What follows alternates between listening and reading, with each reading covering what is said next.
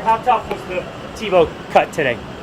Oh, it's tough. We cut 5 players. We 2 receivers that I think have a future in the NFL. Daniel Ross has played a lot of football, and a player from JT Daniel from Georgia. So it was tough, but we knew that was an uphill battle for Tim, and players loved him, locker room loved him, but it was the right thing. What more would you like to see from Trevor to kind of get them those starters reps every single day? Just probably consistency is the word that you're looking for right now. You can't, he has a really bunch of good plays, just can't have a bad play in that position. Is this the end of the road for Tim?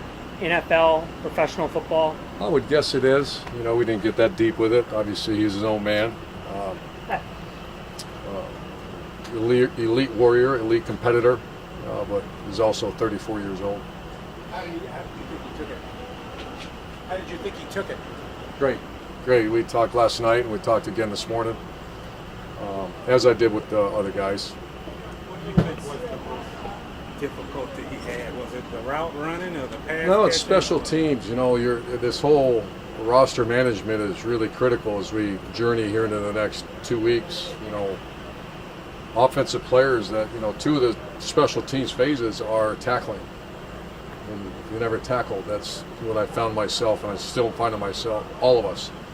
Every off day we'll have a 2 to 3 hour meeting about roster management, and it comes down because we expect to be very good in special teams. And tight end position is one of those, and tailback. If you can't contribute on special teams, that's a tough go. What's the white stripes on the quarterback helmets today? I just want to see their eyes, looking off safeties and all. So from the video camera, as you're watching film, you can't tell where they're looking. And I don't know how good we are at moving people yet. And so I want them to see. I've done that really everywhere I've been. It's just, first of all, they love it because they can see the reaction of the defense where they look. And when you don't have a stripe, it's hard to see where their eyes are. Does that make sense? Yeah. You mentioned with Tim how much the guys liked him, the locker room liked him. Is there value to have somebody like that around with the expanded practice squad and so forth? Is there a benefit to having a guy who? We're going to have a meeting, not this week, next week, about practice squad at 16. We've not gone there yet. There's certainly value at high-end elite competitors, great people that people really respect. So, but we haven't had that conversation yet. Urban, I trust my eyes, but yesterday you had players not show up with knee pads or not show up in the right pants. How did that happen? Communication error, but we got them in before we started. At least the thigh pads. All I'm worried about is thigh pads, really. In College Bowl, you know you're going to say goodbye to some juniors who go pro and seniors.